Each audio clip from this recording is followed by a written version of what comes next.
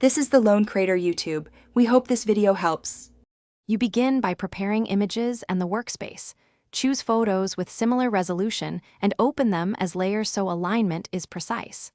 Once done, set your canvas size and aspect ratio to the target output, then place each photo on its own layer. Make sure to name and lock the background so you don't move it accidentally. This minimizes scaling issues and preserves detail. Starting clean lets you focus on composition rather than fixing mismatched pixels later. You now align and blend the photos.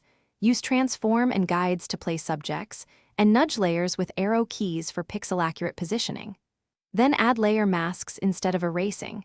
Paint with a soft brush at low opacity to reveal or hide areas gradually. Once masked, try blending modes and gentle Gaussian blur on seams to harmonize textures. Make sure to match light direction and color temperature. Correcting those keeps the composite believable and avoids an obvious cut-and-paste appearance. You finish by unifying tones and exporting. Apply a single curves or color lookup adjustment layer to balance contrast and color across all photos, then add subtle grain if needed to match textures. Crop the frame to tighten composition and save a layered file for future edits, plus a flattened export at desired quality.